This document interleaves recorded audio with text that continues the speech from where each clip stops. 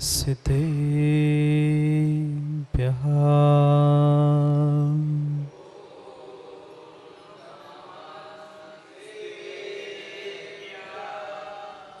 श्रीमद्परं गम्भीर स्यात्वान्मोघलाञ्छनम्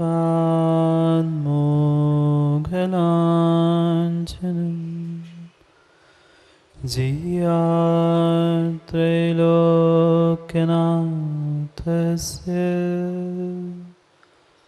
शासनं जिनशासनं ऋमियोर्सवसिते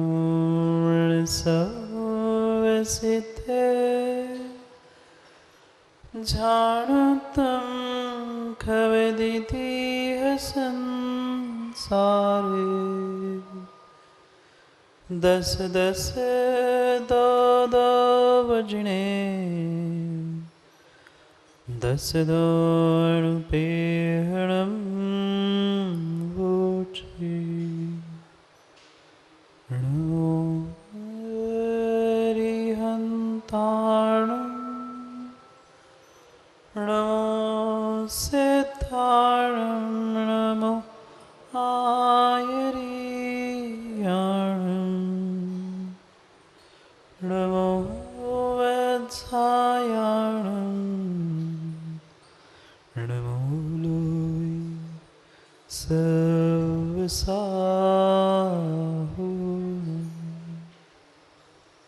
अनंत अनंत परम सिद्ध भगवान की 1008 श्री आदिनाथ भगवान की परम पूज आचार्य भगवान कुंद कुंद स्वामी की परम पूज आचार्य भगवान गुरुवर विशुद्ध सागर जी महाराज की सनातन जैन धर्म की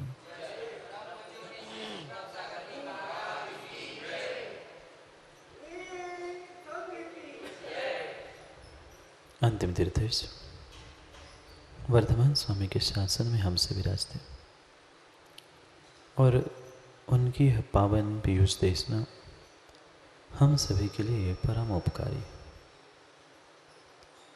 अनादिकाल से हमारी आत्मा में जो जन्म जरा और मृत्यु रूपी रोग लगे, उन रोगों का उपशमन करने वाली कोई परम औषधि है तो वह एकमात्र यह जन्म है। भव्यात्मा, हम अपने भीतर के शांति के लिए विचार कर रहे थे। कितने सारे विचार हमने प्राप्त किए, पर आज तक स्वयं के शांति के विचार के बारे में विचार नहीं किया। इसलिए कुछ दिनों से हम अपने अभ्यंतर जगत में पहुंचकर अपने विचारों पर ही विचार कर रहे थे कि मैं विचारों से ही शांति कैसे प्राप्त करूं। पर क्या करें, वहाँ भी हमने शांति के लिए तो विचार किए थे, पर विचारों से ही पंडित जी हमने पुनः अशांति की। बहुत अच्छे से समझना, शांति के लिए हमने विचार किया, उन विचारों पर विचार किया, पर शांति की खोज में ही हमने विचारों की अशांति की। क्योंकि भले ही यह विचार थे, हमारे भीतर उठने वाले तरंगे थी, सब कुछ था, पर फिर भी वह स्वयं में एक विकल्प रूप था, संकल्प रूप। और जहाँ जहाँ संकल्प विकल्प रूप परिणाम होंगे, परिणति होंगी, वहाँ नियम से अशांति ही होगी। खोज तो हमारी शांति की चल रही थी, विचार भी शांति के लिए चल रहे थे, पर जितने जितने अधिक विचार हम प्राप्त करते रहे, उतना ही विचारों का कोलाहल हमारे भीतर बढ़ा। बाहर के जीवन में तो कोलाहल था ही, पर हम भीतर भी पहुँचे तो भीतर भी हमारे परिणामों के, हमारे विचारों के, संकल्प विकल्पों का कोलाहल इतना इतना बढ़ गया कि हमें लगा कि शांति अंदर नहीं शायद बाहर ही। इसलिए जिस शांति की खोज मुझे अपने भीतर करती थी, शांति के लिए शांत विचारों को करना था, वहीं पर हमने विचारों के द्वंद्व के पीछे, विकल्पों के द्वंद्व के पीछे हमने अशांति ही फैलाई। ये जितना कुछ भी विचारों का परिणमन चल रहा है, हमारे विचार, हमारी सोच चल रही है, वह पूर्ण रूप से इष्ट मत मानना। हमारे लिए विचार करने मात्र से काम संपूर्ण होने वाला नहीं था, ये एक प्रारंभिक अवस्था थी। और प्रारंभिक अवस्था में व्यक्ति को आलंबन की आवश्यकता होती है, और उसी आलंबन के रूप में हमने इन विचारों को ग्रहण किया था, शांति के लिए, सुख के लिए। ये भी निर्णय हमें करना है, ये मात्र प्रारंभिक अवस्था में लिया गया आलंबन है विचारों का शांति के लिए। और जैसे ही मैं शांति को खोज की प्राप्ति के लिए पहुंच जाऊंगा, इन विचारों को भी मुझे छोड़ना है, पकड़कर नहीं बैठना। जो अरिहंत भगवान हैं, क्या पंडित जी अरिहंत भगवान विचार करते? नहीं करते। पर वहाँ तक पहुँचने के लिए आपको, हमें विचार करना पड़ेगा कि नहीं करना। अरिहंत सिद्ध विचारों से कोई कार्य नहीं करते, पर हमें वहाँ तक पहुँचने के लिए विचार करना होगा। और वही प्रक्रिया हमारी यहाँ चल रही है। जितनी आवश्यकता है, कल भी हमने समझा था, दवाई उतनी ही लेनी पड़ती है। विचार भी उतने ही करने हैं जितनी आवश्यकता है। अधिक दवाई लोगे तो पुनः बीमार पड़ जाओगे, उसका साइड इफ़ेक्ट और देखना पड़ेगा। इसलिए हमें पहले उन विचारों के द्वारा उस शांति की खोज करके, जैसे ही शांति सुख की प्राप्ति हो जाएगी, हमें उन विचारों को भी छोड़ना है। क्योंकि भीतर के अंदर की उन भावनाओं के ही विषय में हम समझ रहे थे। जितनी जितनी बाहर की बाधाएं हैं, जितने जितने बाहर के संकट है, कष्ट है, उन सबको दूर करने का अगर कोई चंद्रेश जी साधन है, तो हमारे विचार, हमारी भावनाएं। ऐसी प्रबल भावना और ऐसे प्रबल विचार आप अपने भीतर उत्पन्न करो कि बाहर की बाधाएं अपने आप समय पर वह बीत ही जाएगी। ये निर्णय पक्का करके भावनाओं को और विचारों को बांधना। पर पता नहीं कैसे कैसे विचार और कैसी कैसी भावनाएं हमारे भीतर है। ये भावनाएं, ये विचार, चाहे 12 भावना हो, 16 कारण भावना हो, ये हमारे लिए साधन है, साध्य नहीं है। वैराग्य को प्राप्त करने के लिए 12 भावना थी। वैराग्य भी हमें दीक्षा लेकर निर्वाण तक पहुंचाने के लिए था, वो भी साधन था, ये भी साधन है। साध्य तो एकमात्र भीतर की शांति और वह अतीन्द्रिय सुख है। और उस सुख शांति के लिए हमारा ये प्रयास चल रहा है। शांति कहाँ मिलेगी?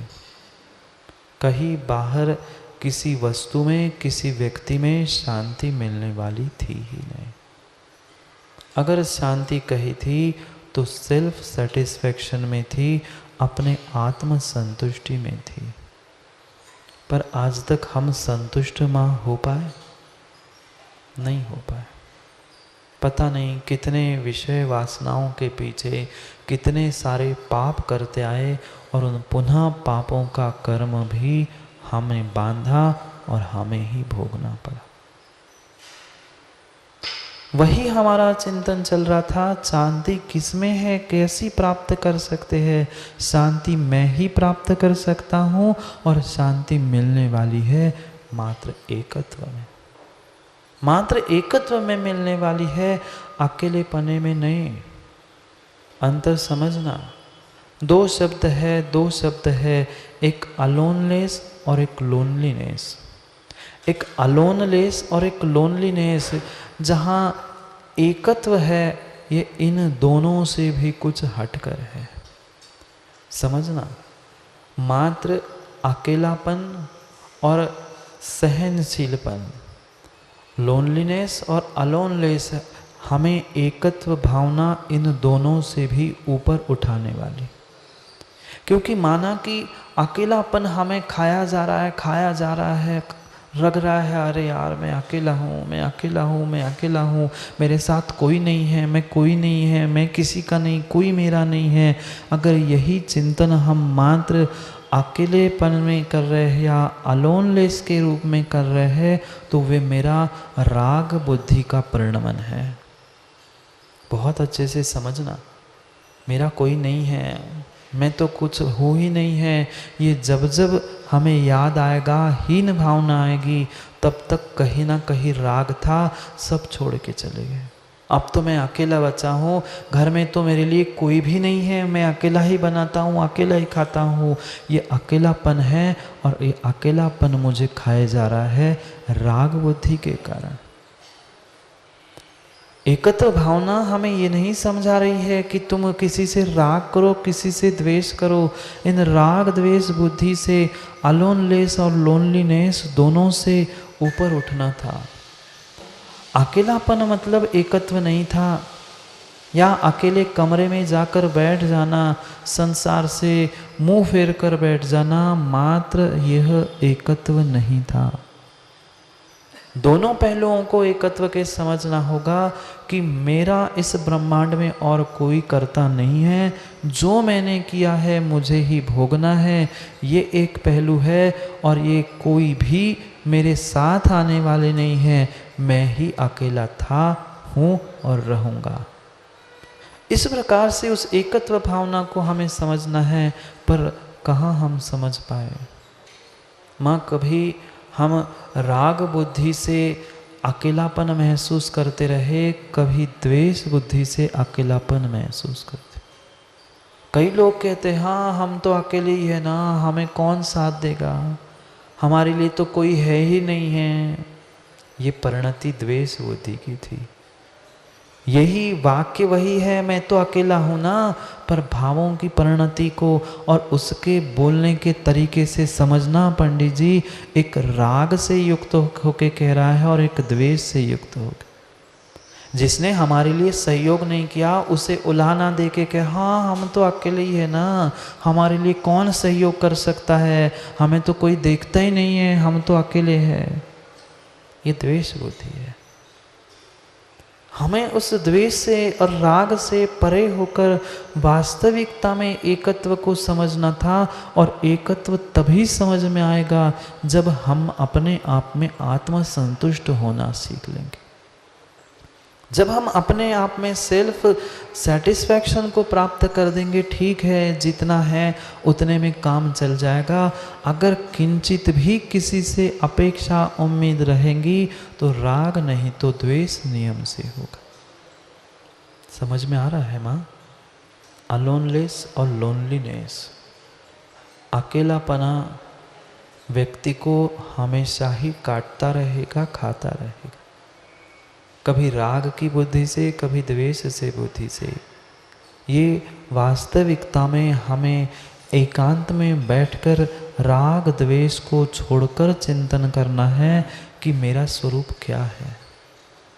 पहचान करना है मैं कौन हूँ, मेरी कहानी क्या है, और उस मेरी कहानी को, अपनी कहानी को ही हमें यहाँ समझने का प्रयास कर। किसने मेरे लिए क्या किया और कौन मेरे लिए आगे कुछ करने वाला है। कितने लोगों से हमने उम्मीद रखी कि कम से कम माता पिता सहयोग करने आ जाएंगे, माता पिता तो सुख दुख के दिनों में हिस्सा बांट करने आएंगे, कोई नहीं आता। कोई किसी के सुख दुख में हिस्सा बांट करने नहीं आता। सुख के सब साथी, दुख में न, सुख के है सब साथी, दुख में न कोई। कितना ही तुम किसी से उम्मीद बना के रखना, सुख में तो फिर भी आ जाएंगे, पर दुख में कोई नहीं आता। दुख में हिस्सा बांट करने के लिए पाप के उदय में जीव दूर से ही दूर भागता है। भैया पता नहीं पैसे तो मांगने नहीं आए, पता नहीं अब अपना रोना सुनाने तो नहीं आए, उनसे दूर ही रहो, कह देना अभी समय नहीं है, दरवाजा बंद कर लिया, फोन ही नहीं उठाया। ऐसा नहीं होता। विचार करो, हम क्यों अभी तक एकत्व को नहीं समझ पाए? क्यों हम वास्तविकता को, सत्य को नहीं समझ पाए? क्योंकि मात्र राग और द्वेष से मेरी बुद्धि, मात्र राग और द्वेष से मेरी बुद्धि उलझी थी। अकेलेपन का भी हमने एहसास किया, अकेले रह के भी देखा, पर अकेले रहने के साथ हमारे पास एकत्व नहीं था। मात्र राग द्वेष बुद्धि से युक्त मात्र अकेलापन था, अलोनलेस था। छोड़ दो इस राग द्वेष बुद्धि को, छोड़कर अपने स्वयं के शांति और सुख का वेदन स्वयं करो, क्योंकि स्वयं के शांति का कर्ता भोक्ता तू स्वयं है, अन्य कोई नहीं है। अगर तूने ही अकेले में किया है तो अकेले में ही तुझे भोगना पड़ेगा। चाहे 4 लोगों के सामने, 1000 लोगों के सामने तूने कुछ किया है, चाहे पुण्य हो चाहे पाप हो, उसका भोगने वाला तू अकेला ही होगा। चाहे सुख शांति के कारण हो चाहे दुख के हो, कोई भी तुम्हारे सुख को ना छीन सकता है, ना कोई भी तुम्हारे दुख को बांट सकता है। कोई नहीं बांट सकता, ना तेरे सुख को कोई छीन नहीं सकता तेरे से, और तेरे दुख को किंचित भी बांटने वाला, मिलने वाला नहीं है। कोई व्यक्ति मर गया, इष्ट व्यक्ति मर गया, उसके मरने के साथ जो उस पर प्रेम करता था, जो उसको बहुत चाहता था, वह मर तो सकता है, मर तो सकता है उसके साथ, उसके बाद में, उसके जाने के बाद, पर क्या तुम्हारे मरण करते समय जो दुख था वह बांटने आ पाया? नहीं आ पाया, नहीं जा सकती माँ। किंचित भी आप किसी का दुख दर्द बांटने जा ही नहीं सकते। भले ही कितने हजारों हमदर्द बना लेना, पर दर्द हमें ही सहना है और कोई दर्द नहीं सहेगा। बाहर की बातें छोड़ दो माँ, क्या कभी सरदर्द नहीं हुआ आप लोगों का? कभी सरदर्द नहीं हुआ आप लोगों का? जब सरदर्द होता है तो दर्द किसे महसूस करना पड़ता, और दर्द होते होते काम को छुट्टी मिल जाती है, एक आध दिन नहीं मिलती। घर वाले अधिक से अधिक एक गोली निकालकर डॉक्टर को बुलाकर दिखा सकते हैं, दवाई दे सकते हैं, पर दवाई खानी भी किसे पड़ेगी? जिसका सरदर्द हो रहा है सहन उसे ही करना पड़ेगा, दवाई भी उसे स्वयं को खानी पड़ेगी। लोग मात्र दुआई दे सकते हैं, दवाई दे सकते हैं, पर हमदर्द बनकर दर्द बांटने वाले हम ही होते हैं। कोई और हमदर्द दवाई और उस दर्द को बांटने नहीं आता। खा लेता कोई दवाई दूसरा, उस दिन कथा में समझ रहे थे ना, खा लेता कोई दूसरा ही दवा और आप ठीक हो जाते। होता है ऐसा? नहीं होता, नहीं होता, नहीं होता। समझो समझो युवाओं, कितना ही पाप राजा चोरी छुपे कमरे में बैठकर व्यक्ति कर ले, पर जैसे ही वह कर्म उदय में आएंगे, कर्मों के साथ किसी का कोई समझौता नहीं है। कर लेना ब्रह्मांड में सबके साथ सेटिंग, सबके साथ समझौता, पर एक ऐसा कर्म है, इन कर्मों के साथ किसी की भी किंचित भी सेटिंग नहीं चलती, जुगाड़ नहीं चलता। जो कर्म पूरे किए खोटे, सहे क्यों नहीं जी रहा। रो रही थी, बिलख रही थी, तड़प रही थी सीता कि मुझे वनवास क्यों हुआ, मुझे अकेले को जंगल क्यों जाना पड़ा, मैंने तो कुछ भी नहीं किया था, मैं तो सती थी, मैं तो सती हूँ, फिर भी मेरा अवर्णवाद क्यों हुआ। व्यक्ति जब पाप करता है तब उसे होश नहीं रहता। अज्ञानता के कारण कितने कितने विषय कसायों के निमित्त से पाप किए, पर उदय आया तब समझ में आता है कि हाँ, मैंने भी कुछ पाप किए थे। कभी किसान को देखा? कभी किसान को देखा वकील साहब? वह किसान भी चोरी छुपे मुट्ठी बंद करके खेत में वह बीज बोता है। देखा कभी? जब भी बीज बोता है ऐसे सबके सामने नहीं डालता, मुट्ठी बंद करके बीज वह खेती में डालता है, जमीन में डालता है। भले ही किसान पंडित जी कितनी ही मुट्ठी बंद करके उस भूमि में बीज को डाल दे, बस चंद कुछ समय दे दो, कुछ दिनों का, जैसे ही भूमि से बाले अंकुर निकलने लग जाएगा, समझ में आ जाएगा उसने क्या बोया था। नहीं आता समझ में। पूरी फसल खड़ी होने की आवश्यकता नहीं है, थोड़ी सी ही बाले, थोड़ी से ही अंकुरण बाहर निकलता है, समझ में आता है ये गेहूं है, ज्वार है कि और कोई सोयाबीन है। बस बिल्कुल ये भी परिणति हमारे साथ है। मत बताओ किसी को, मत बताओ किसी को, मैंने कितने कितने पाप चोरी छुपे किए हैं। ये हमारी व्यर्थ मान्यता है, झूठ भ्रम है, झूठा भ्रम है कि हमें पता ही नहीं था महाराज जी कि इसमें भी पाप लगता है। पता नहीं था तो एकांत क्यों खोजा? पता नहीं था युवाओं तो अंधेरा क्यों खोजा? पता नहीं था तो हम अकेलापन और अंधेरा करने के बाद भी पुनः दरवाजा बंद क्यों किया? जानते हैं इन कार्यों में विषय भोग और कसाय, इनके निमित्त से जो मेरी परिणति है वह परिपूर्ण रूप से पाप को देने वाली है। आप लोग नहीं जानते ना माताओं? जानते हैं पर मानते हैं क्या? नहीं मानते। कोई किसी का हिस्सा बांट पाप के दिनों में तो बिल्कुल भी नहीं आता। डाल दो चोरी छुपे पाप के बीज, जहाँ डालना है, जैसे डालना है डाल दो, बस कुछ समय दे दो। जैसे ही वह कर्म उदय में आ जाएंगे, समझ में आ जाएगा कि गलती मैंने ही कुछ दिन पहले की थी। अब क्या होता है? सीता रोके? पूछ लो सीता सती से जाकर, क्यों बिलख रही है, क्यों रो रही है? अवर्णवाद किसी दूसरे ने तेरा नहीं किया था, तूने ही अवर्णवाद किया था। पिछली पर्याय में तूने ही अवर्णवाद किया था। एक निर्ग्रंथ मुनि और एक आरिका को एकांत में बात करते हुए तूने यही हल्ला उड़ाया था। पता नहीं वे दोनों आपस में कौन सी गप्पे, कौन सी गोष्ठी कर रहे थे, जबकि वे दोनों पूर्व गृहस्थाश्रम के वह संबंधी थे, भाई बहन थे, पर फिर भी अवर्णवाद तो किया। अब कोसते रहना कितनों को भी, चाहे राम को कह दो, चाहे जनता को कह दो, लोगों ने मेरा अवर्णवाद कर दिया। किसी की ताकत नहीं है तुम्हारा अवर्णवाद करने की, तेरा अपमान करने की।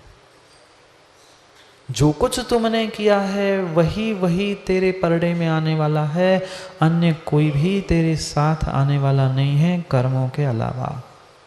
चाहे पुण्य रूप हो चाहे पाप रूप हो, तूने किया है तो तुम्हें ही भोगना पड़ेगा। पर क्या करे, बीज डालते समय, पाप करते समय व्यक्ति बहुत चोरी छुपे करता है, पर भूल जाता है वह उदय आएगा तो दुनिया के सामने आ ही जाएगा। माँ गर्भधारण तो एकांत में ही होता है, पर जब गर्भ का धारण होने के उपरांत 9 महीने बाद जब बालक जन्म देता है, उसे छुपा सकते हो?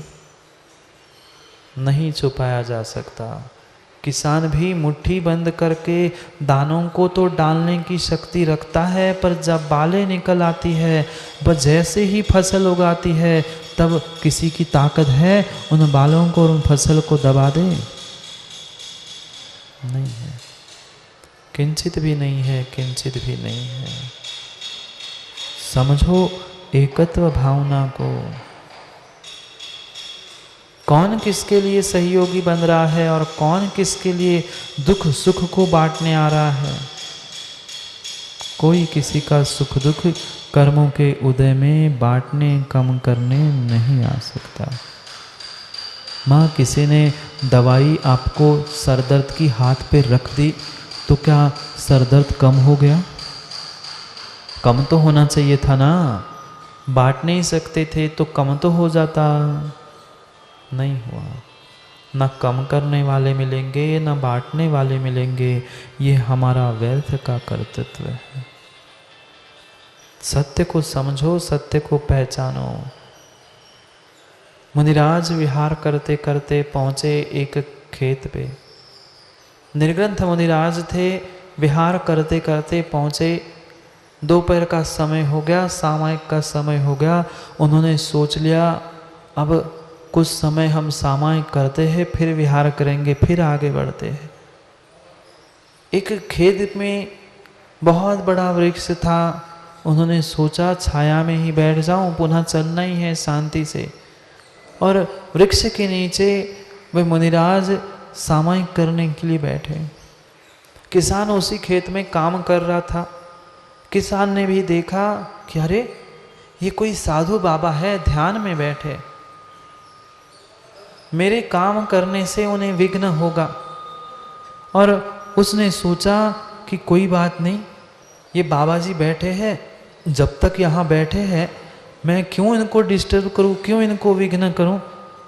मैं अपने दूसरे खेत में जाकर काम करके आता हूँ, इनको अपना काम करने दो, मैं अपना काम करता। मुनिराज को वही पेड़ के नीचे अकेले छोड़कर वह किसान चलेगा।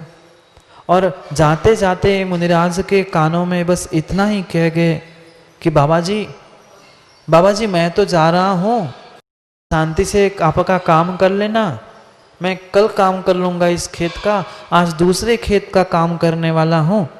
पर इतना ज़रूर काम करना, मेरी पत्नी भोजन लेके आएगी, अभी कुछ दिनों, कुछ ही घंटों में, कुछ ही मिनटों में भोजन लेके आएगी। उसे बस इतना ही कहना, वह जो आपके पति है पिछले खेत में गए, इतना बाबा जी काम करना। क्या कहा किसान ने मुनिराज से? मुनिराज तो ध्यान में थे, सामायिक में थे, वे कौन सुनने वाले थे।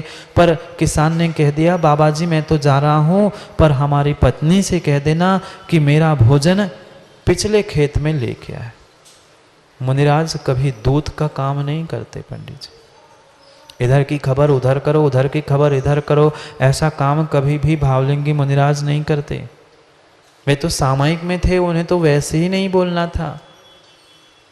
वो तो किसान उन्हें वहीं पर छोड़कर, खेत खाली छोड़कर चला गया पीछे वाले खेत पर। पत्नी कुछ ही समय पे आई और उसने भी देखा, पूरे खेत में छान लिया कि कहीं पतिदेव नहीं, पता नहीं कहाँ चले गए। उसे लगा हो सकता है पुनः घर आ गए हो, क्या है। और लौटने ही लगी थी, इतने में उसकी भी दृष्टि मुनिराज पर पड़ी। उसने सोचा हो सकता है पति ने कुछ समाचार दिया हो, कुछ ना कुछ बात हुई हो, इनसे ही पूछ लेती हूँ। उस किसान की पत्नी ने मुनिराज से, महाराज से पूछा क्यों बाबा जी, मेरे पतिदेव यहाँ पे थे, सुबह तो हमसे यही कह के आए थे कि इस वाले खेत पे भोजन लेके आना, आपसे कुछ कह के गए क्या? आपसे कुछ कह के गए क्या? मुनिराज अकेले स्त्री से कभी बात नहीं करते। उनको तो वैसे ही सामायिक में ध्यान में मन लगा था, उनको तो लेना देना ही नहीं था उस समाचार से, भोजन से और किसान से। वह तो आए थे, सहजता में बैठ गए थे और अपनी सामायिक करके उठ के जाने ही वाले थे। पुनः एक बार पत्नी ने पूछा बाबा जी कोई समाचार है क्या आपके पास? मेरे पतिदेव कहाँ गए हैं? आपसे कुछ कह के गए हैं क्या? अगर आए तो कह देना कि मैं आई थी भोजन लेके, आप नहीं मिले, इसलिए घर वापस गई हूँ।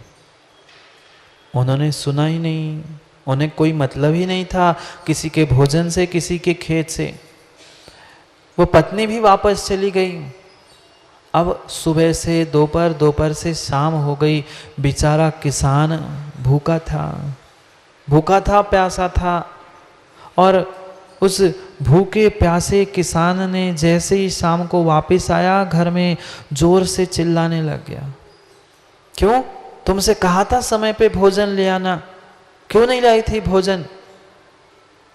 ऐसा होता ही है, भूखा किसान, भूखा कोई व्यक्ति शाम को आ जाए और समय पे भोजन नहीं मिले हो तो फिर उसके गुस्से की कहना है। खूब गुस्से में क्रोध में आकर उसने कह दिया कि तूने क्यों नहीं भोजन लाया? पत्नी ने कहा मैं आई थी। उसने पूरी बात बता दी। अच्छा, उस बाबा जी ने बोला नहीं? मैंने भी उससे कहा था कि मैं उस खेत में हूं, तुझे कुछ नहीं कहा? नहीं कहा। मैं खड़ी रही, राह देखी, सब कुछ खेत छान लिया, पर मुझे नहीं पता क्या आप दूसरे वाले खेत में गए हो। मैं वापस आ गई, मैं क्या कर। बस जैसे ही उसको पता चल गया, वह कपिल को उसने सोचा अब मैं देखता हूँ, एक तो मेरे खेत में बैठा, कौन? बाबा जी। एक तो मेरे खेत में बैठा और इतना सा मेरा काम नहीं किया, इतना सा मेरा समाचार नहीं दिया, अब मैं देखता हूँ। भूखा किसान क्रोध के मारे दौड़ा पूरा खेत में, और वहीं पर जो उसके खेत में पड़ी हुई रुई थी वो पूरी रुई उठाई और उस मुनिराज के, क्योंकि उनका तो ध्यान लग गया था, पता ही नहीं चला उनको कि कितने बज रहे हैं, शाम हो रही सुबह हो रही। उन्होंने, वह किसान ने बहुत सारी रुई जो पड़ी थी उठाई, मुनिराज के पास लगा दी और आग लगा दी। कोई मनगढ़ंत कहानी नहीं चल रही। कपिल ब्राह्मण ने जैसे ही आग लगाई, वे गुरुदत्त महाराज झुलस गए। उनका पूरा शरीर झुलस गया, पूरा शरीर झुलस गया। वे झुलसते झुलसते ही इतनी विशुद्धि को प्राप्त कर गए, इतनी विशुद्धि को प्राप्त कर गए, तत्क्षण उनको जैसे ही झुलसे तत्क्षण उपसर्ग केवली बन गए। और जैसे ही केवल ज्ञान प्रकट हो गया, देखो देखो, जैसे ही केवल ज्ञान प्रकट हो गया, वह सभी लोग आए कि अग्नि लगी थी, केवल ज्ञान हो क्या रहा है इसके खेत में। जैसे ही वह पहुंचकर सभी ने नमस्कार किया, कपिल ने भी नमस्कार किया, हाथ उठाकर उन्होंने सबको आशीर्वाद दिया। सभी लोगों ने पूछा कि महाराज महाराज, भगवान केवली भगवान, ये क्या हो गया?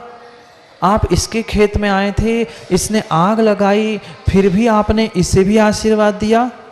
इसने तो आग लगाई थी ना, आप इसको भी कुछ शाप देते, कुछ करते। मुनिराज ने कहा नहीं भाई, आग उसने नहीं लगाई थी, आग उसने नहीं लगाई थी, आग मैंने ही अपने लिए स्वयं में ही लगाई थी, वो मेरा कर्ता नहीं है। इक्को करे दी पावम। बहुत अच्छी गाथा कुंद कुंद स्वामी 15 नंबर की दे रहे। पढ़ते हैं पहली गाथा को, जो केवली भगवान की वाणी में घिरा था, वही कुंद कुंद स्वामी ने यहाँ लिखा है। पढ़ते हैं 15 नंबर पर, फिर करते चर्चा। इक्को करे दी पावम विषय निमित्तेन तिव्वलोहेण निर्यतिरेषु जीवो तस्य फलं भुञ्जते को। पढ़ो एक साथ।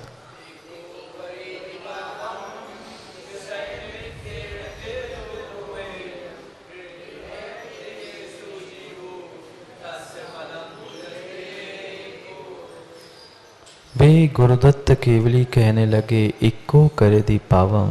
पंडित जी, अकेला ही पाप मैंने किया था।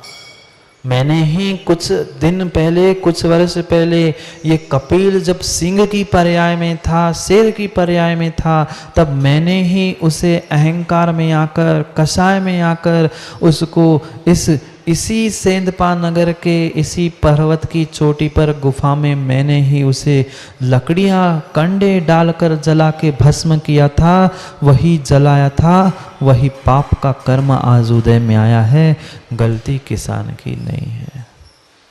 क्या इतनी समता माँ, इतनी क्षमता हमारे पास है सत्य को पहचानने की?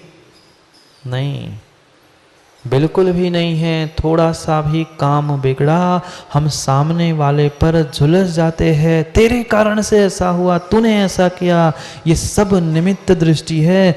निमित्तों को दोष मत दो। ब्राह्मण कपिल ने कुछ नहीं किया था। सीता कितना भी कह सकती थी कि राम ने मुझे वनवास भेजा। किसने भेजा माँ? राम ने वनवास भेजा? राम ने एकांतवास भेजा? नहीं भेजा। आज की माँ जरूर कहती राम को कोर्ट में खड़ा कर कर, तू पति था, तूने कैसे मुझे एकांतवास में भेज दिया। नहीं, वो सीता थी, धर्मात्मा थी, सती थी, वो भी जानती थी इक्को करे दी पावम। अकेला ही पाप किया है। मैंने कुछ पाप किया था कभी पिछली पर्याय में, मैंने भी उस कबूतर कबूतरी के जोड़े को अलग किया था, इसलिए आज मुझे पति से वियोग को प्राप्त होना पड़ रहा है।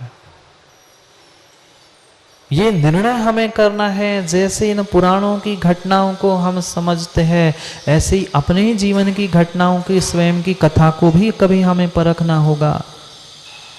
कितना ज्ञानी वह विद्वान पंडित रावण नहीं था। सभी विद्या, सभी पंडिताई, सभी धरी की धरी रह गई। अब कहाँ तड़प रहा है बेचारा? क्या ज्ञान में कमी थी? विद्वत्ता में कमी थी? पंडित क्या किस बात की कमी थी? तीन खंड का अधिपति था, पर फिर भी आज कहाँ है?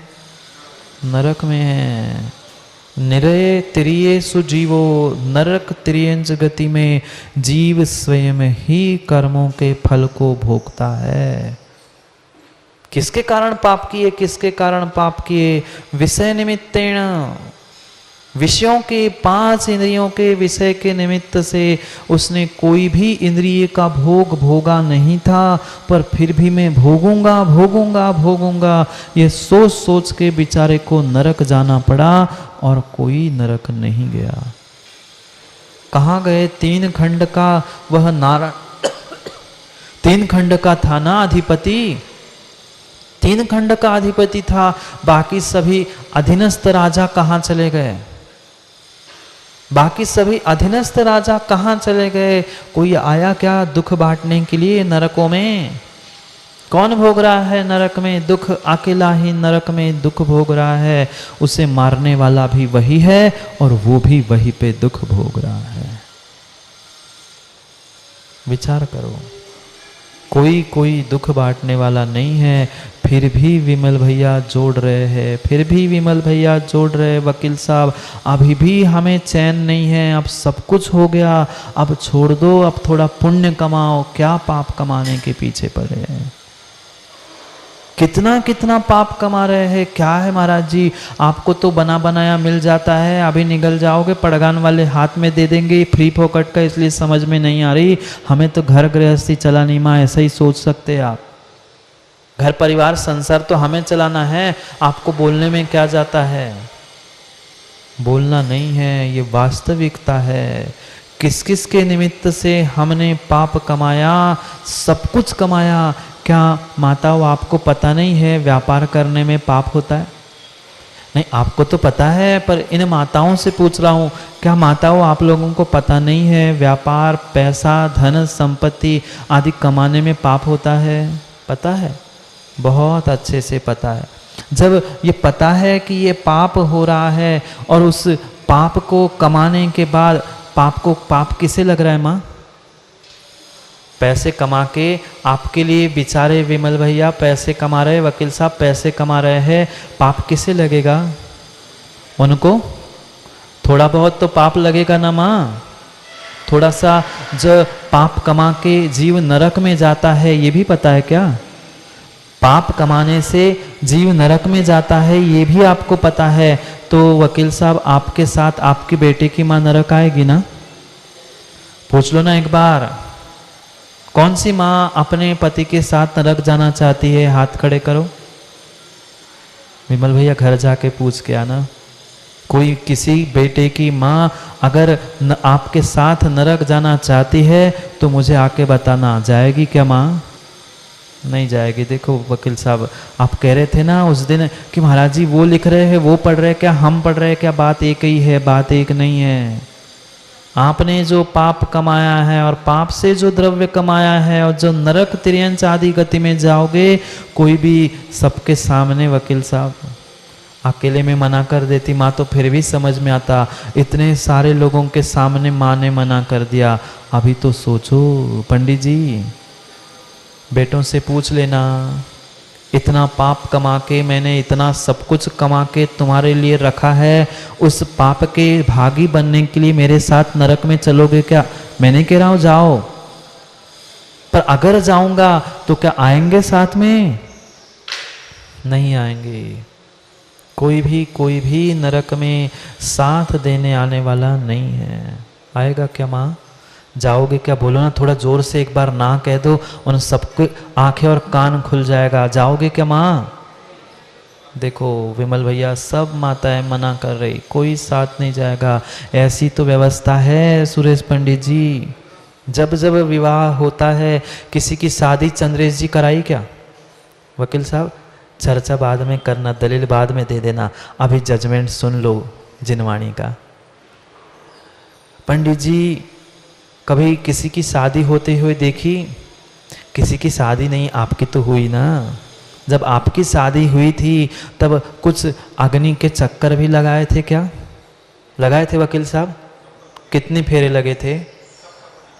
सप्तपदी फेरे 7 लगे थे ना माँ? याद करना उन दिनों के जब फेरे लगे थे तब 7 फेरों में कौन आगे था?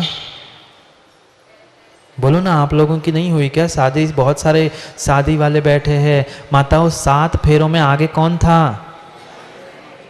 हैं? जोर से बोलो ना।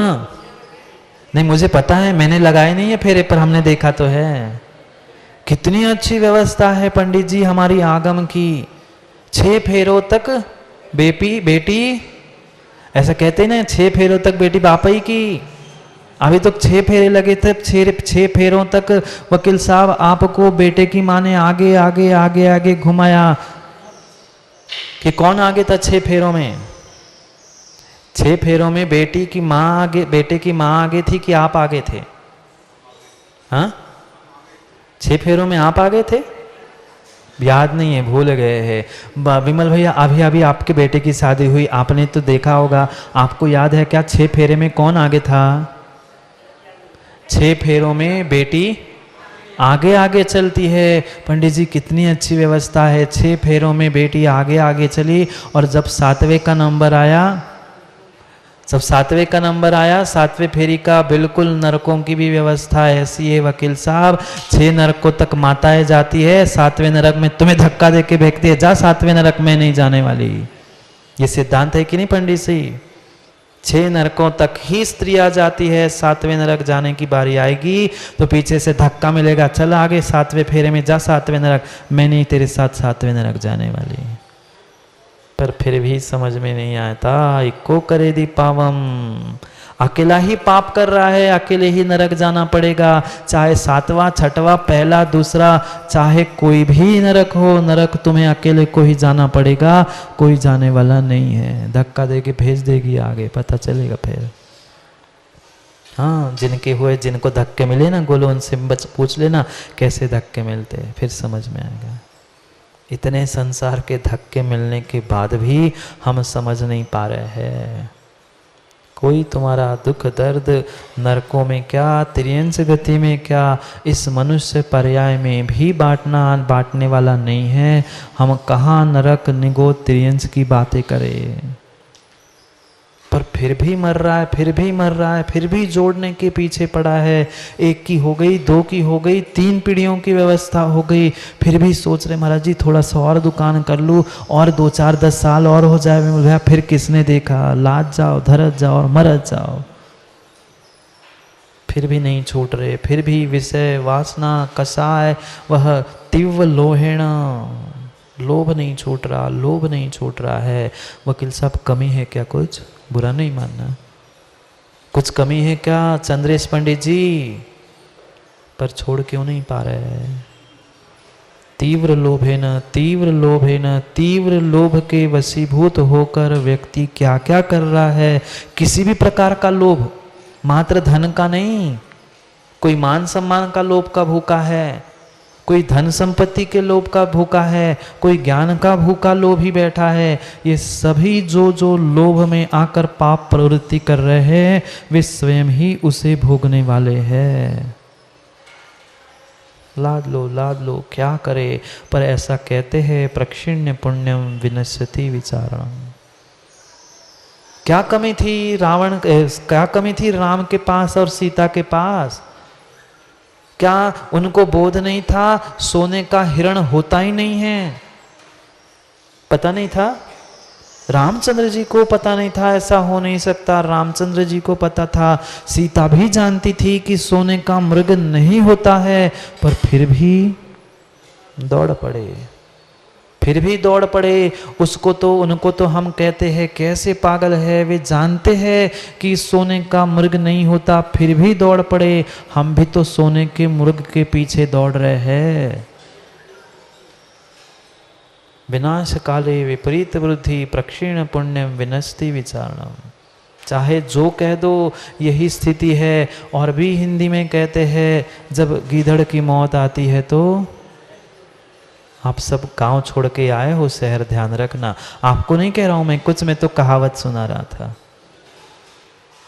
सोचो, विचार करो, कहाँ हमारा पुण्य जा रहा है, कहाँ विचार जा रहे हैं। विचार भी अच्छे तब तक आते हैं जब तक पुण्य साथ देता है।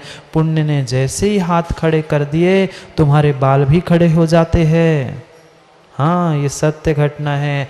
हजारों क्विंटल तेल भी सर पे डाल देना, अगर तुम्हारे बाल खड़े हो रहे हैं तो पक्का मान लेना पाप का उदय शुरू हो गया है।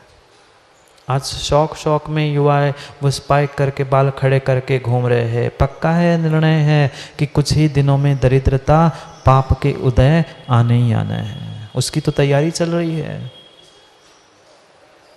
कोई नहीं आएगा, किंचित भी कोई नहीं आएगा। तड़पता है जीव। कल परसों ही वहां जंगल गए थे, वहां डोड़ा घाट, वहां हमने देखा जो जहां शुद्धि करते समय एक बड़ा चींटा था, उसके पैर पर एक छोटी चींटी लगी थी। हमने खूब प्रयास किया उस चींटी को अलग करने का, पर वह चींटी इतने जम के उस चींटे के पैर को पकड़ी थी, वह चींटा भी बार बार पैर पटक रहा था, पर फिर भी छूड़ा नहीं पाए। ऐसे ही तुम कितने ही तड़पना, पर तुम्हारी तड़पन कम करने के लिए कोई आने वाला नहीं है। उसने कुछ किया होगा, इसलिए उसी चींटी ने बहुत सारे चींटे वहां पर थे और भी बहुत सारी चींटियां थी, पर वे कोई एक दूसरे को खा नहीं रहे थे, पर वही चींटी उसी चींटे को खा रही थी। ये पिछले जन्म का कुछ वैर था।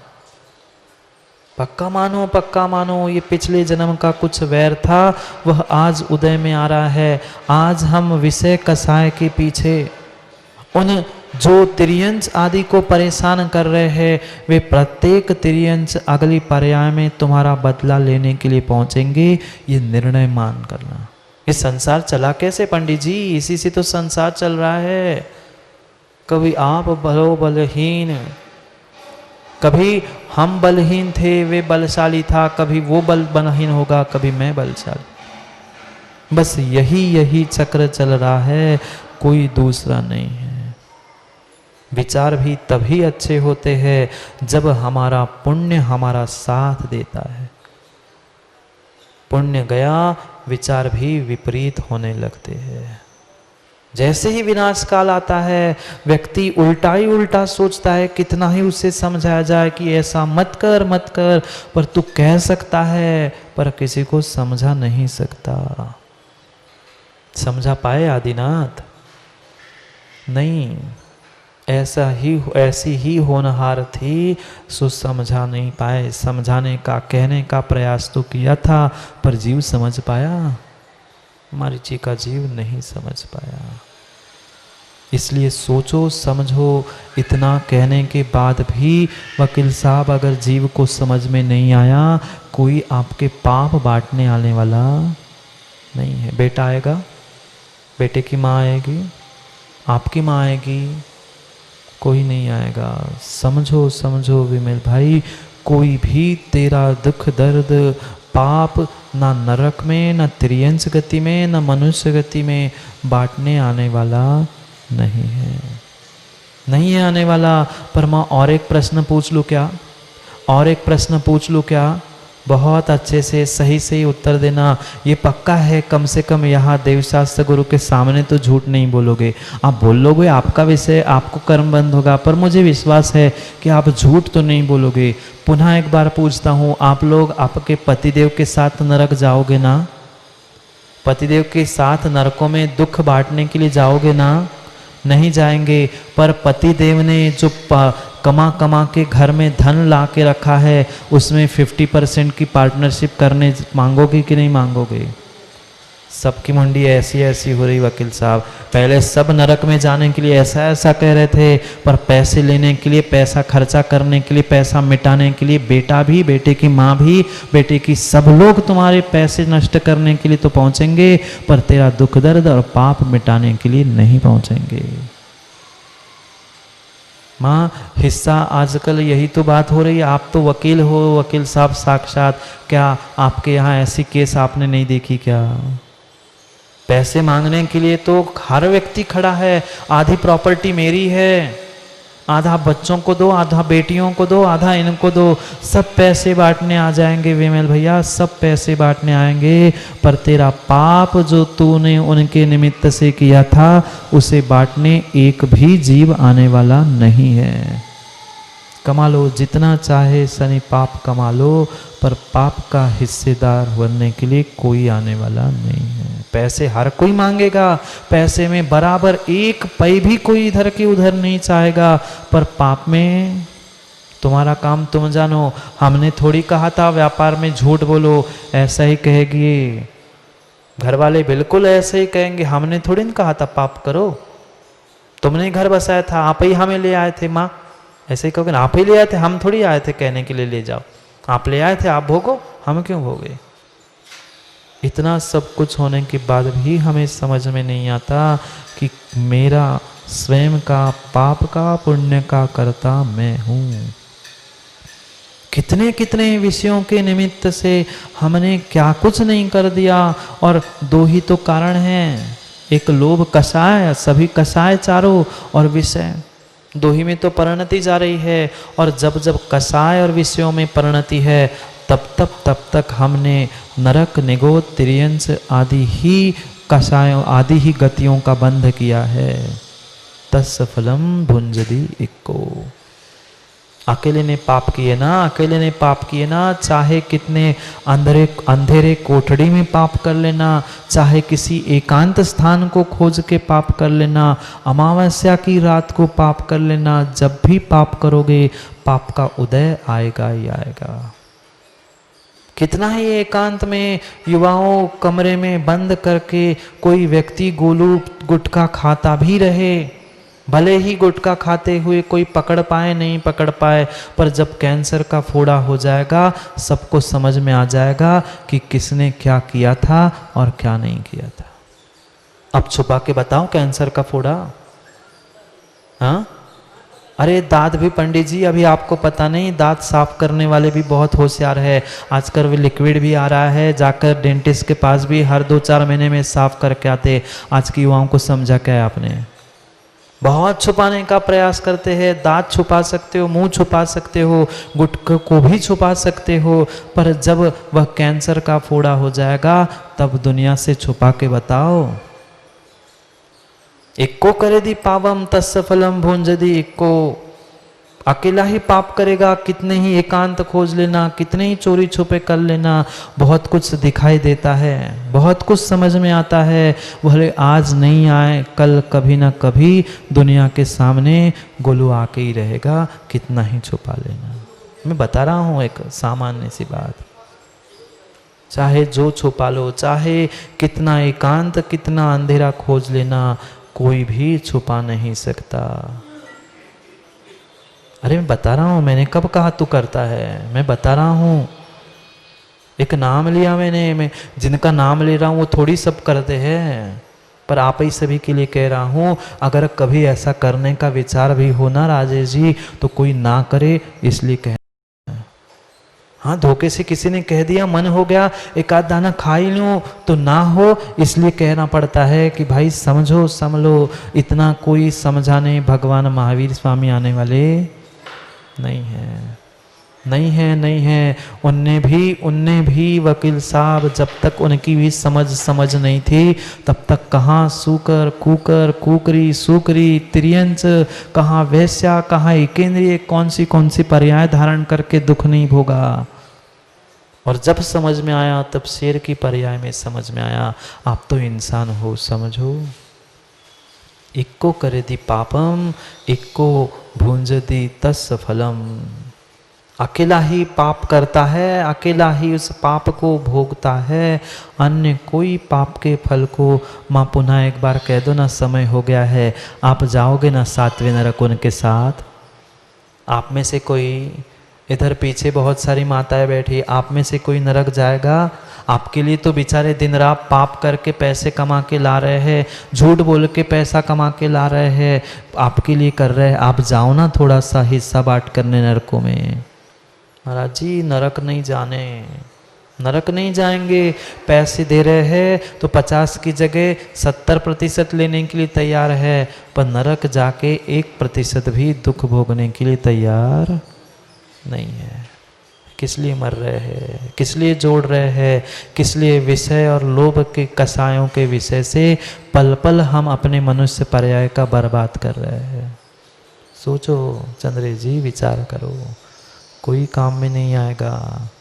जो रोक रहे हैं ना, वे भी स्वयं के लोभ के पीछे रोक रहे हैं, उनका स्वयं का स्वार्थ है, इसलिए सब कुछ चल रहा है, नहीं तो कोई को किसी से कोई मतलब नहीं है। नहीं भोगेगा कोई, सुख के सब साथी दुख में ना कोई। दुख में कोई नहीं आएगा, सुख में तो फिर भी मुंह दिखाई करने आ जाएंगे, पर दुख में कोई नहीं आएगा। इसलिए समझो समझो, पर समझ में तभी आएगा जब पुण्य का उदय आएगा। क्योंकि प्रक्षीण अगर पुण्य हो गया है, पुण्य नष्ट हो रहा है, पाप का उदय है, तो अच्छी बातें भी समझ में नहीं आती। समझ में आई रावण को?